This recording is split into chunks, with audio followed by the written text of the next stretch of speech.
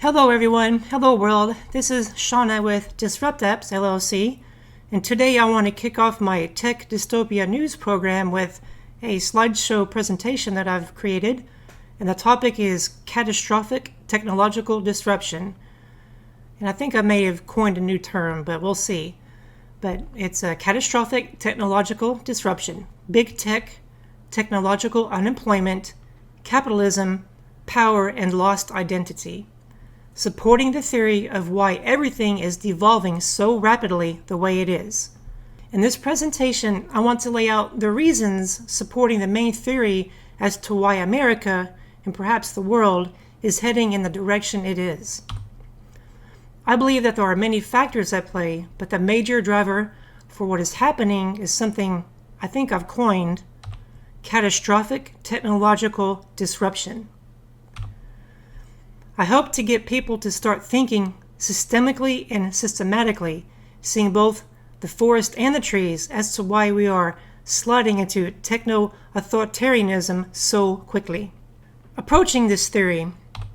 So my entire career has been in areas where the scientific method has been followed, where people's lives and health and safety are on the line, where quality matters, where results must be produced, where you must be exactly precise in what you're doing, responsibility is mission critical, and to think in both system and component levels of understanding.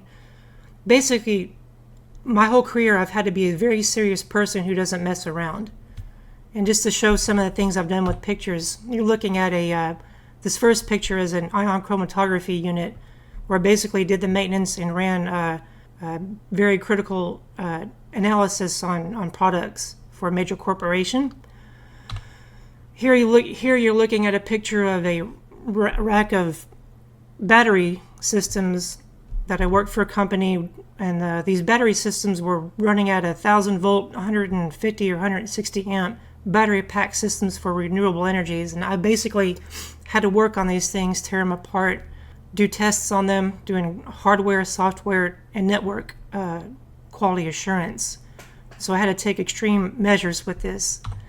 Here's a picture of me when I worked for a major semiconductor company in a bunny suit, where I worked on multi-million-dollar semiconductor equipment that required extreme adherence to protocols and procedures and things like that.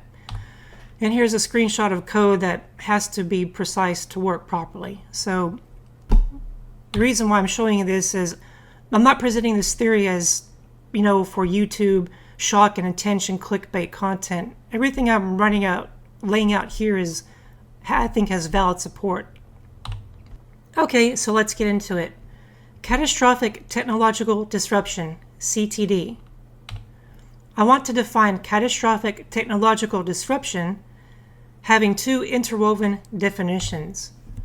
The first is when technology advances too fast for a society's socioeconomic system to respond or adapt to meet the cultural, material, and social needs of society. Technology itself becomes destructive to society, destabilizing it and pushing society towards technocratic authoritarianism. The second definition, which goes in hand with the first, the power, profit, and control motives of big tech and the free market capitalist scheme caused CTD, and now big tech uses catastrophic technological disruption for even more opportunity for power, profit, and control. As a consequence, forcing governments to implement authoritarian measures to maintain law and order as the legacy economy is being destroyed. All the while, big tech weaves and entrenches itself deeper into the government. Factors: why everything is chaotic in America. We are living in a very unique moment of social, technological, and environmental confluences. And I want to add social and technological evolution. And here are just some of the factors I want to list out. Climate change, peak oil, peak coal, peak natural gas, peak commodities and peak uranium, so forth. Commodity consumption, water stress, geopolitical strife and warfare over resources, continual denial of climate change, continued inaction to address climate change, reckless and forced consumerism, obsolete economic model of entrenched systems, the social impact of social media, the social impact of individualism, the artificial suppression of wages, the cost of living crisis, debt, the culture war, the weaponization of government and law to strip away rights and liberties from both majority and minority targets, distrust due to social inequality and toxic competition, the surveillance state, the advent of the personal computer, the advent of the internet, automation, artificial intelligence, robotics, the gigification of the economy, the appification of everything, SaaS, PaaS, and XaaS, and those stand for software as a service, platform as a service, and everything as a service models. Cryptocurrencies and blockchain, big tech itself, loss in faith of politicians and government, the government capitulating to corporate interests, the government unable to deal with all of these multifaceted issues, and now government colluding with big tech, and vice versa. So with all that, that's a lot to take in. That's a lot for society to handle, but when you look at it, our society, especially in America, simply does not have the cultural maturity to use technology wisely. And this is a huge problem. Technology is a tool. It is how we use that tool that determines social and material outcomes. All our current culture cares about is profit and the self. This permeates our entire society, top to bottom, and determines our modus operandi of how we do everything in this culture and society. Do you wonder why technology is being abused by the 1% ownership class? Well, there's your reason. It's cultural maturity. So now I want to focus on big tech and why big tech has become likely the biggest factor in why America is so chaotic now, and it exacerbates or enables the following issues and problems. Climate change, peak oil, peak coal, and peak natural gas. So with these two, big technology is extremely energy intensive. I mean, if you've seen a data center, those things take up so much energy. If you've seen or worked in a semiconductor fab, those things are like a small city on their own, and those things take enormous amounts of power from the grid and require. And the way our economic system works is you need fossil fuels because they're cheap and still readily abundant, and that's what the market demands. I mean, you can talk a good game about sustainability and going solar, but the reality is our grid still runs off of coal and oil and natural gas. And with big tech just blowing up with so much AI and data centers, they're going to turn to these fossil fuels. And, there's been articles that they're looking at doing going nuclear and taking over old nuclear plants and building small nuclear modular reactors.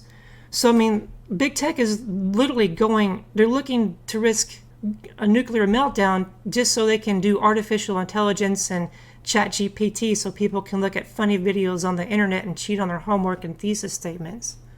So that's exacerbating, climate change and commodity consumption. Big tech needs they need plastics, they need metals, they need rare earths. They need so many commodities to go into big tech itself, and that just exacerbates everything. Water stress. Again, semiconductor wafer fabs need tons and tons of water for their operations, as do data centers. So that just is going to stress the local water supply no matter where it is. Big tech is going to exacerbate geopolitical strife and warfare over resources. One of the things that recently came up with the CHIPS Act that I figured out long before other people is that Americans, the semiconductor industry, outsourced a lot of the production overseas because it was cheaper. I mean, Americans compromised. It was your own American companies who sent things overseas, destroying American jobs and compromising our national security because of money. And Taiwan, and that's why Taiwan became such a big deal with that and China, because we outsourced it. And now the taxpayers got to go with the CHIPS Act, and well, that got killed, but the taxpayers got to cover for American greed and American big tech screw-ups. So, but I'm getting on a tangent. The continual denial of climate change. Look, big tech needs cheap energy, so you're going to get regimes and they support politicians who are favorable to fossil fuels. The continued inaction to address climate change goes hand in hand with that. As we know, big tech is behind social media, and they just love it because it's your data that they're taking and monetizing. Big tech loves individualism because everyone wants their continual 15 minutes of fame, and they just love it. And big tech loves it. They can make money off of that. Sorry for the square there. That should have been an arrow. But the further suppression and reduction of wages, which exacerbates cost of living. Big tech is a huge problem, a huge responsibility for the gigification and appification of jobs. And that reduces wages and benefits, which just compounds the cost of living.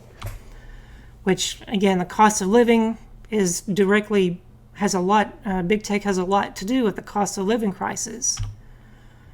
Big tech is just exacerbating the debt. When people lose their jobs in mass layoffs and they're forced to take, what little retail jobs are left, or 2 or 3 jobs or temporary jobs, and had to go to debt just to get by, it's because of big tech taking away jobs.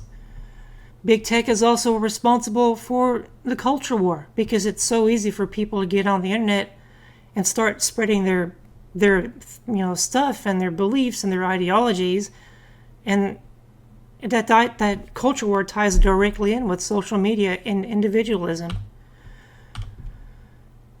which those 2 points are below.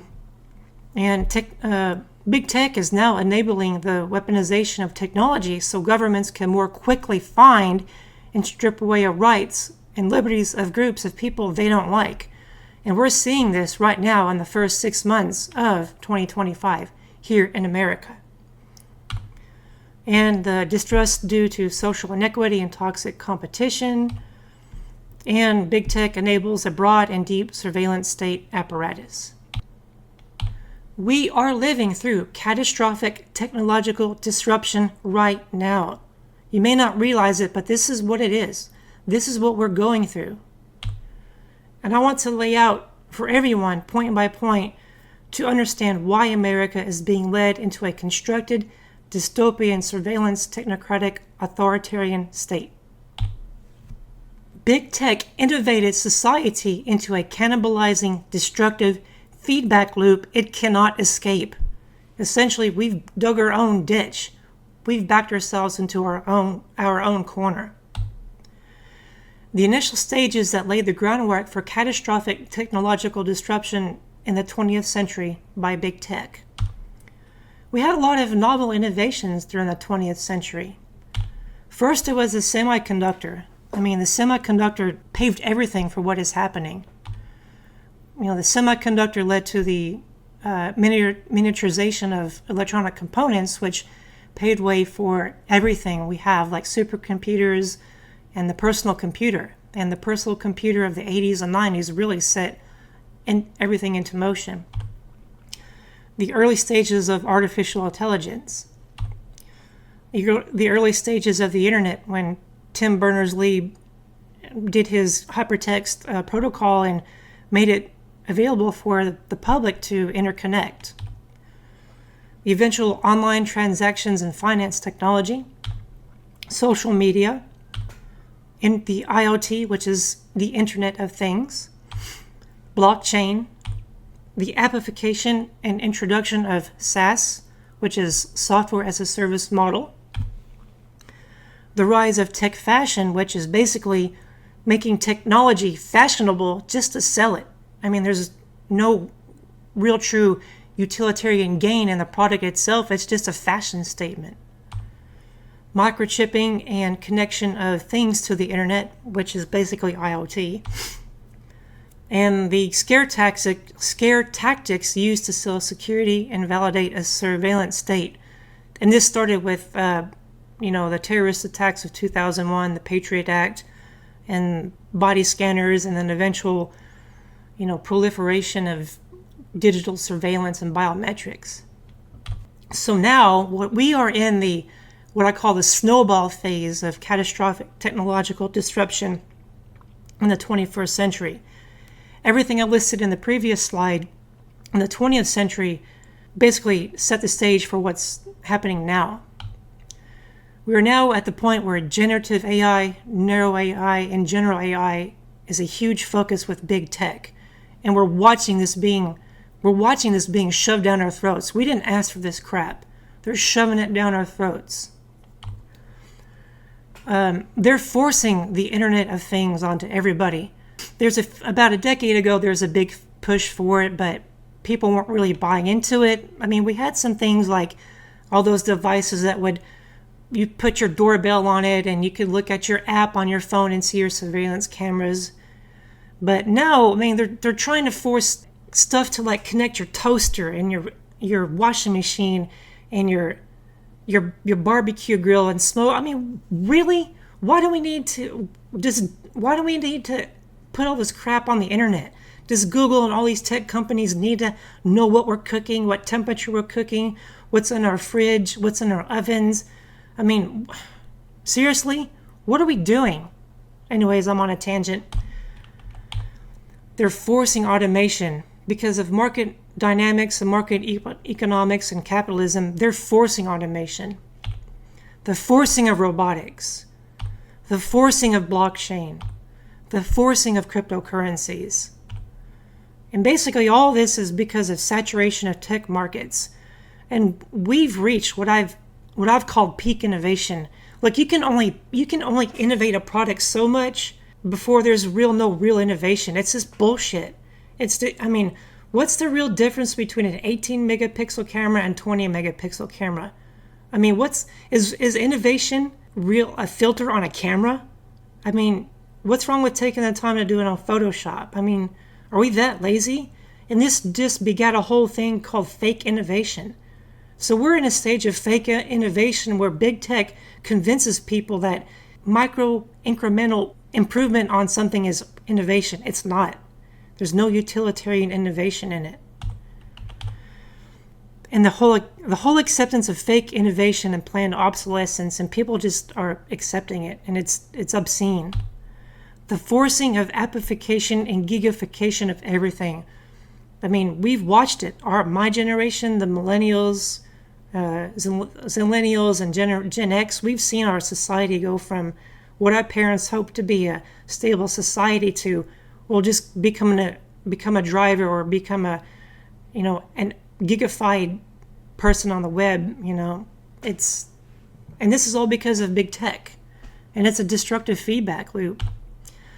The forcing analog society, like I said before, all over washing machines and dryers and ovens and toasters and blenders and whatever, they're forcing this into a mother may I own nothing society where you gotta literally get permission from your big tech overlords to do anything, or have an app, or have a QR code.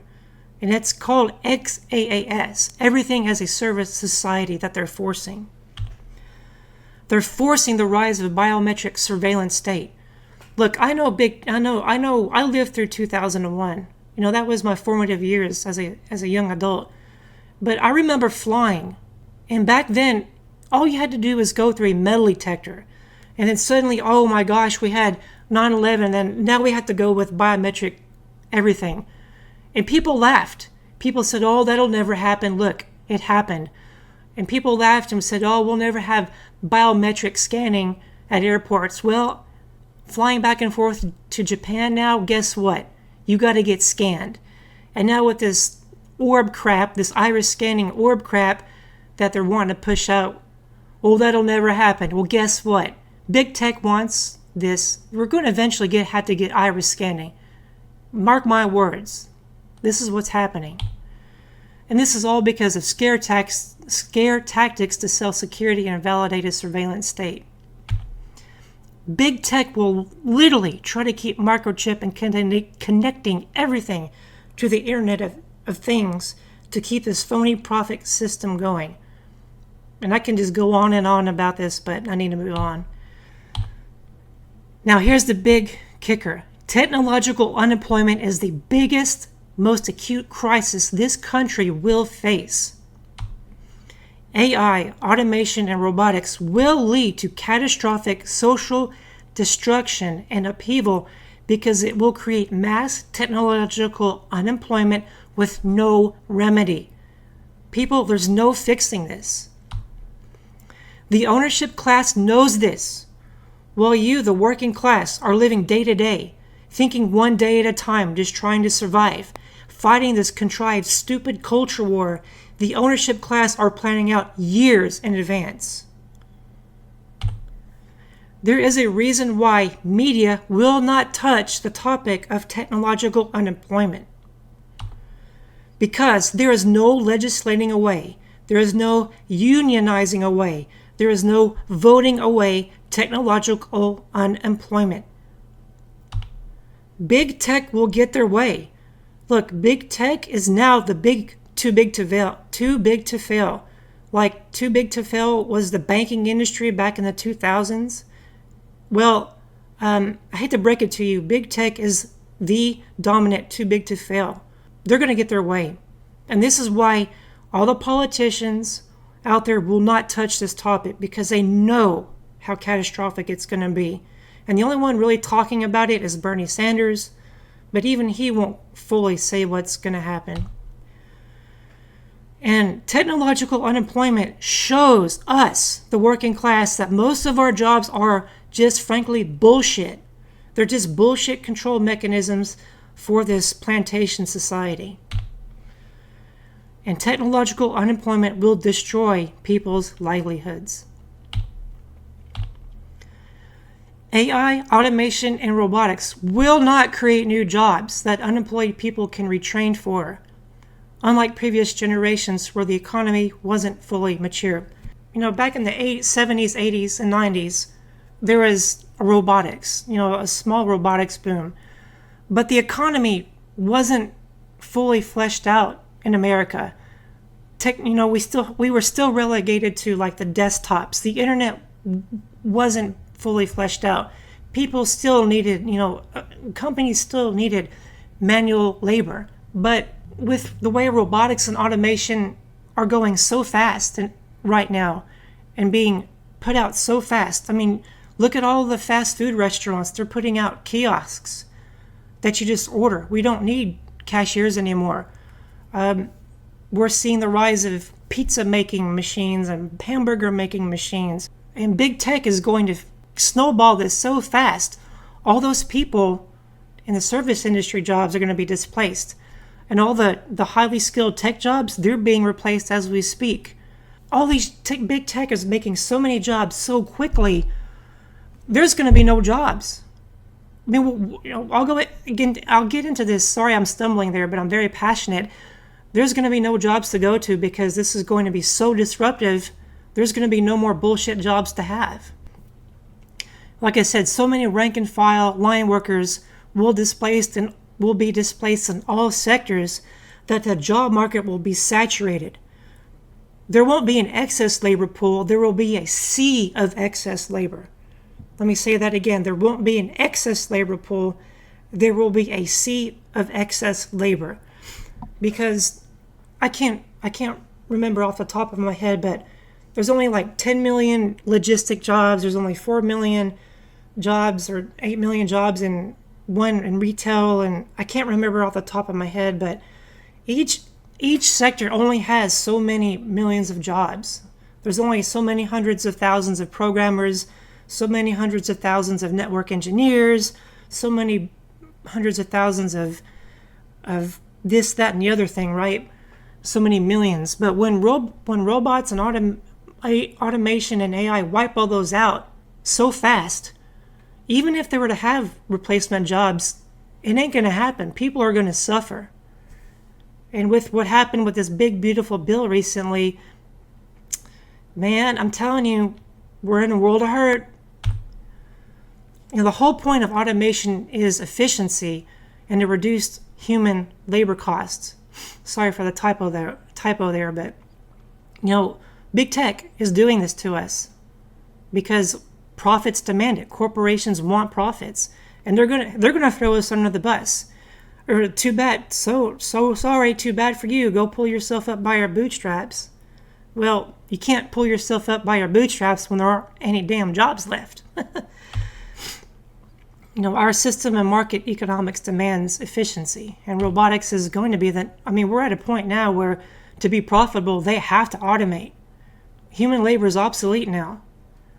And this goes hand in hand with, automation is a consequence of saturated and technological maturity of our society.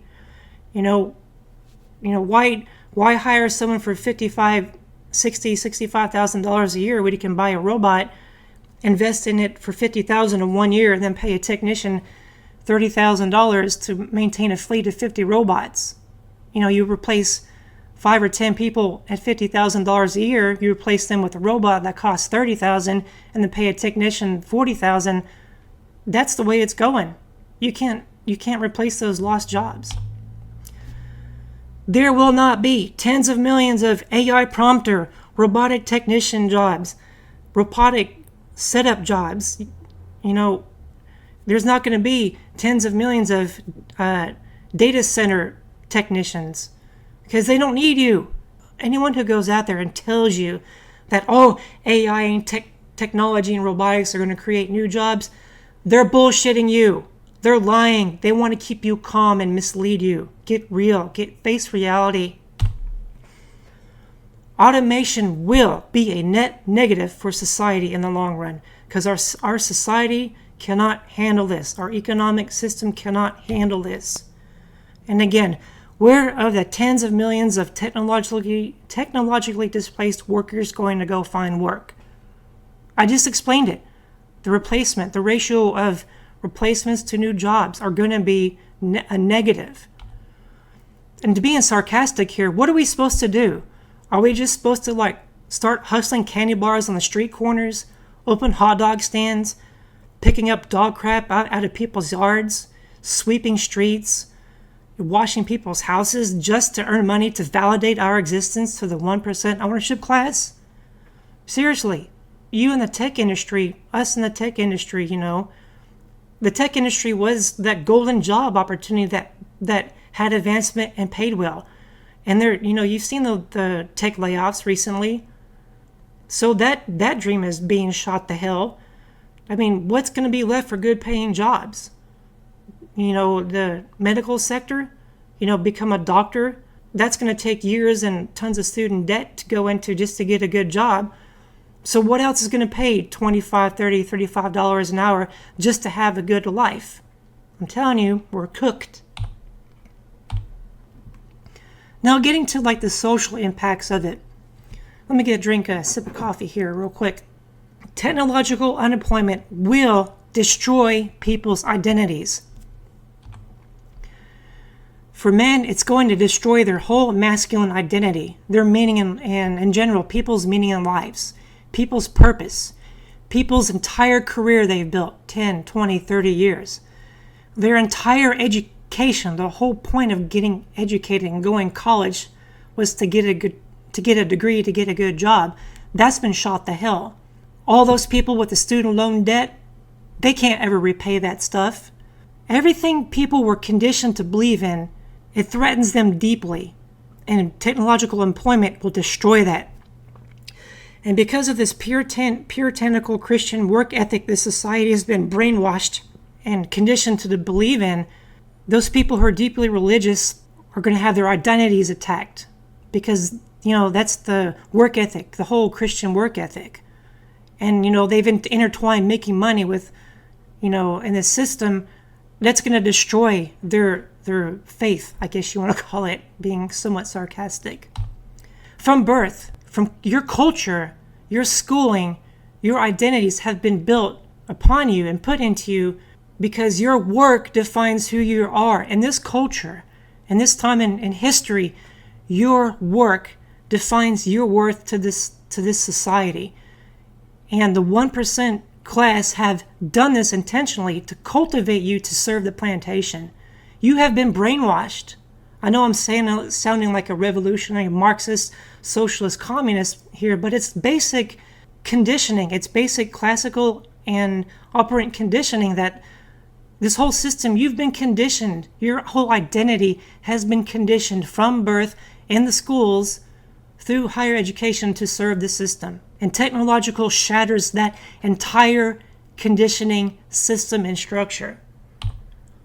And millions of people cannot handle having their identity shattered. They will desperately cling to an obsolete past. From one of the best scenes from The Matrix was when Neo and Morpheus were walking through that agent training simulation with the lady from the red dress, and Neo and Morpheus are walking through the crowd, and Morpheus is walking straight through the crowd of people going against the stream, and Neo was getting buffeted, bouncing back and forth, and Neo was confidently walking, and I can't paraphrase, I can't say it 100%, but Morpheus said all these people, all these painters, doctors, lawyers are so conditioned, so helpless, and so servile to the system that they will fight to protect that system. And this is basically, that line was so spot on, so prophetic. And this is what we are seeing right now in 2025 and the 2020s with MAGA and the rise of their people are so desperate to what they believed in, they can't let go of it. And they will fight to the death because their identities are so wrapped up in this ideology. And going into and tying that in, people will still believe in the great replacement theory, this crackpot theory that the right-wing extremists have. They will believe in this great replacement theory as robots are wheeled in right in front of them. And they will still blame wokeness. They will still blame DII or wherever the crap is. And they will deny that robots, their own white male Christian leaders, their business leaders are selling them out. And they'll blame wokeness. They're so delusional from reality. And it's so frustrating. And we go back to the point again and again.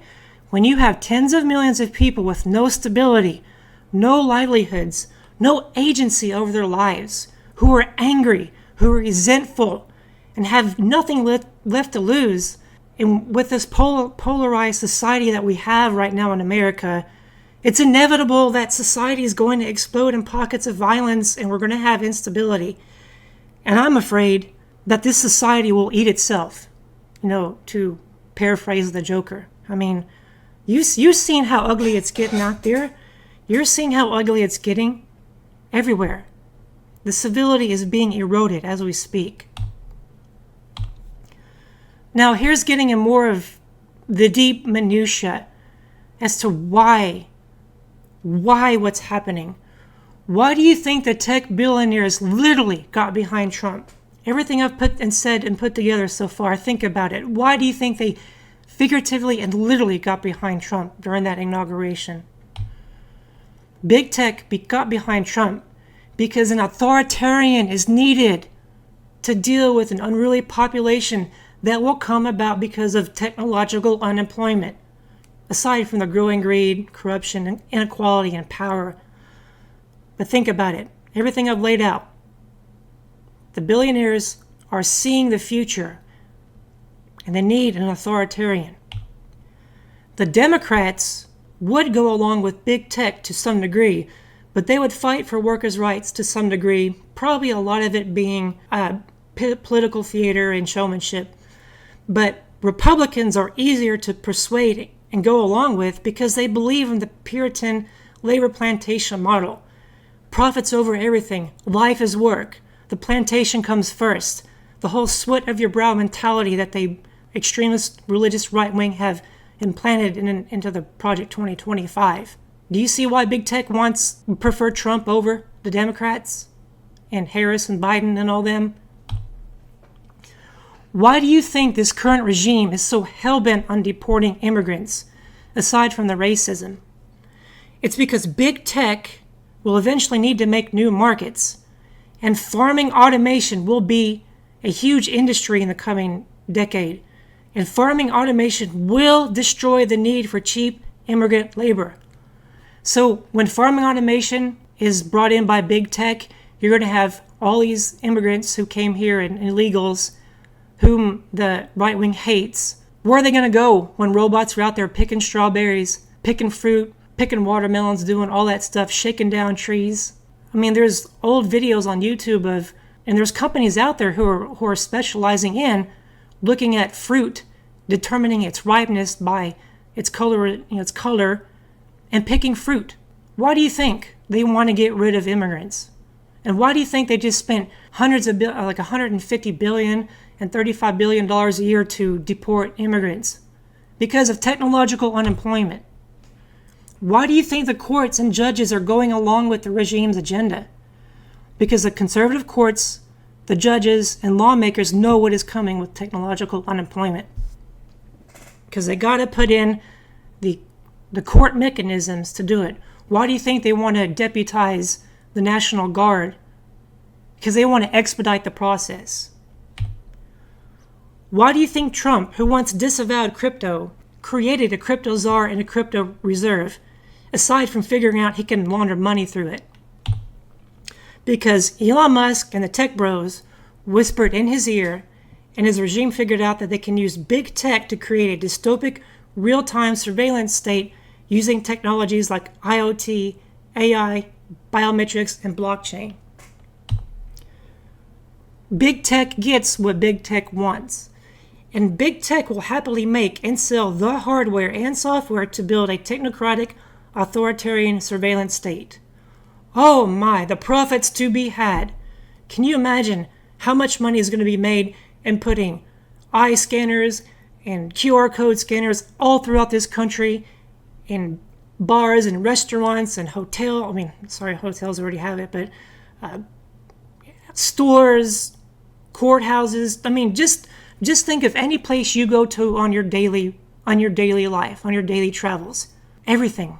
Big tech will put everything as a surveillance state.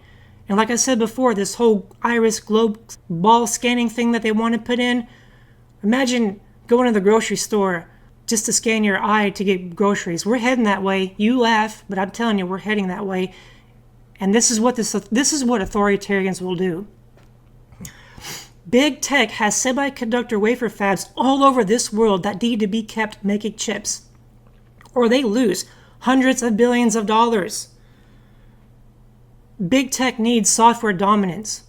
Like I said before, big tech is now too big to fail. It's as crucial as big oil and the banking system.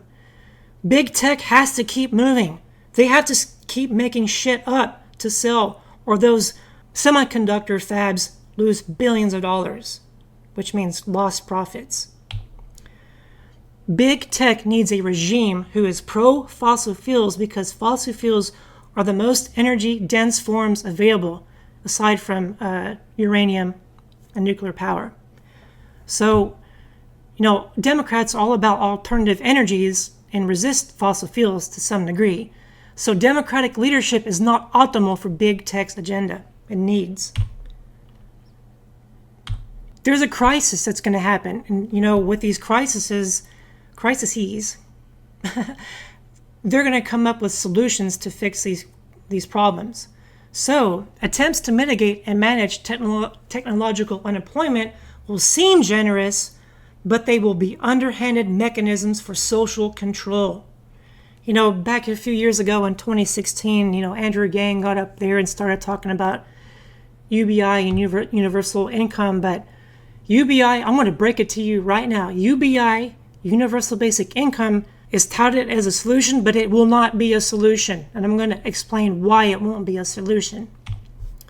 Any UBI will be a blockchain enslavement company 2.0 script where the government or tech bro town you live in will literally own your ass. Imagine being beholden to one of these tech bros and you're paid in their tech bro currency. That's going to be a meme coin. You go work 10, 20, 30, 40 hours a week and you're paid in a meme coin that fluctuates by some company on the stock market or some ETF or some exchange fund. Do you want that? Do you want to have a UBI that's blockchain by a speculative blockchain coin? Because that's what it's going to be. We were seeing it right now. UBI will track and trace you 24/7. It will know all your habits, worse than what they do now with your smartphones that we all carry around. I mean, blockchain, they say it can be private, and to some degree it is, but if you know what you're doing, you can program blockchain to invade your privacy. They can chain it back to everything you do. They can blockchain where you go, what you spend your money on. Blockchain can be so ubiquitously, I can't speak, can be so broadly used, it can be a surveillance mechanism. UBI will be used to destroy any dissent. And I'm kind of skipping ahead here. Okay, let me back up here. UBI will destroy dissent. Let me explain it. Like, if they don't like a particular group of people, like this, this right-wing authoritarian regime we have, they don't like immigrants. They don't like migrants. They don't like the LGBTQ community. We're seeing that right now. They're putting in laws to attack those communities. And if we have a regime that's going to blockchain your UBI, do you think they're going to give you UBI if they don't want you in their society? If you're a dissident or speak out about the government, this is terrible. Technological employment will leave people so desperate that they'll go to tech bro towns so they can have a decent life. And it's going to be like the 1860s, 70s, and 80s where you live for a company town. It's just going to be a company 2.0 town system. Inflation, if they don't figure something out, inflation will skyrocket because of personal debt, which will cascade into national debt. Because, when you have tens of millions of people who have no jobs, who are working 2 or 3 jobs, making $10, $12, $15, $18 an hour, that's not enough to live.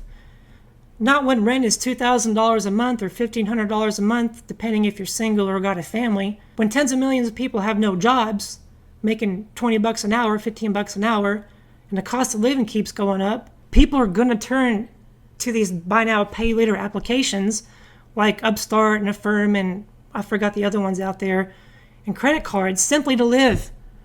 People are going to turn to debt mechanisms to live. And I hate to break it to you, this whole entire generation with student loans, they're never going to be paid off. This regime thinks you can work your way out of it. Nope.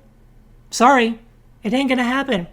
Like I said, when technological unemployment destroys all those jobs for tens of millions of people who went to college to get loans, it ain't happening. All these right-wing people say, well, I shouldn't bail you out. You didn't do this and that. Well, you know what? If you want a business or you rack up tens of thousands of dollars in private debt, you can file for bankruptcy and get a fresh start. But because the whole entire structure of the economy gets destroyed because of technological unemployment, you can't get a fresh start because of student loans. That's bullshit. And I wish more people would understand it and see and take that argument. But anyways, I'm digressing. So all of this debt, because of technological unemployment and the need for debt just to survive, is going to create a catastrophic debt feedback loop that'll have both foreign and domestic consequences.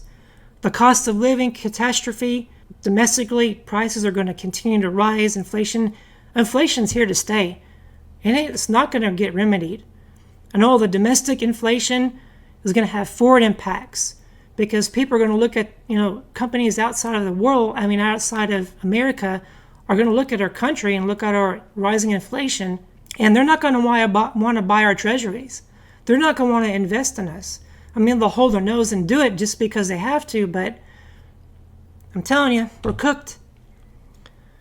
And perhaps I know it's kind of hard to see, but perhaps all this inflation might be used as an intentional way to usher in and abandon the legacy dollar, the paper dollar, and force everyone onto a crypto dollar so that the government can undo their debt, and the government can have their own debt jubilee, while we, the working class, we're screwed. We're here holding the bag, paying for their screw up.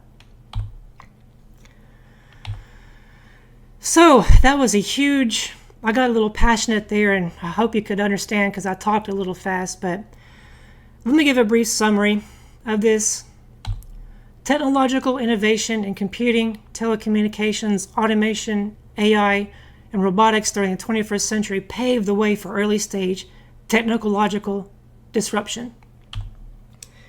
And because of our social economic system and culture, the early 21st century technological advancements of AI, robotics, the internet, etc., opened a technological Pandora's box that has set the stage for catastrophic technological disruption.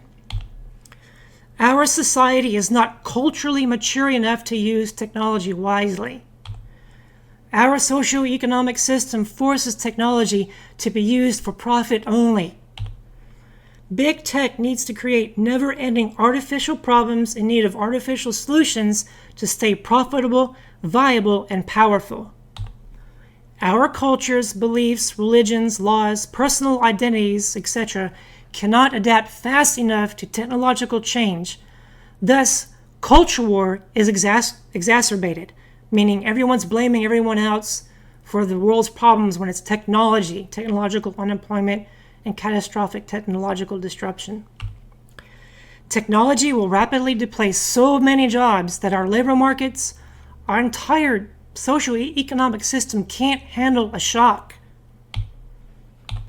The loss of jobs means loss of income, loss of livelihoods, loss of personal identity, employment, economic strife, which leads into more debt. The population will grow resentful and lead to social discord and chaos, the whole idle hands of the devil type of thing. The ownership class know what is coming, while the 99% are fighting culture wars and can't see beyond next paycheck. This is done intentionally. They ignore the problem. Big tech finds it convenient and beneficial to collaborate with authoritarian regimes because it's beneficial, and they back them. Big tech will back them because it's beneficial to them. Authoritarian regimes will install a dystopic surveillance state using big tech and other technologies like blockchain, biometrics, surveillance, etc., who will gladly sell them everything they need so they can rule over the unemployed masses. I'm telling you, big tech is going to make a lot of money when you people are unemployed, putting in cameras, biometric scanning, UBI, data centers, blockchain this, blockchain that, crypto this. I'm telling you.